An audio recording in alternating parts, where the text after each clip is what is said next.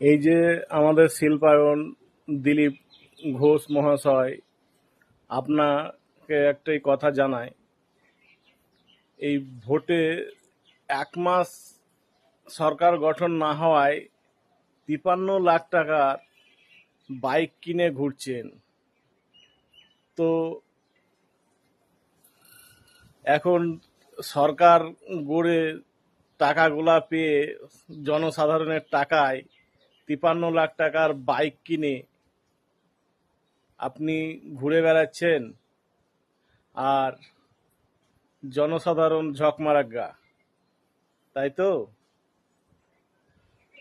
এতদিন তো ক্ষমতা ছিল না, এতদিন কি করছিলেন?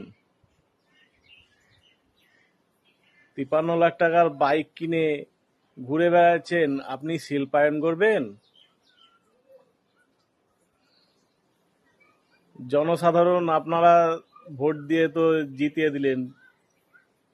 দেখুন আপনাদের টাকায় আমাদের দিলীপ বাবু মহাশয় 53 লাখ টাকার বাইকে ঘুরে বেড়াচ্ছে।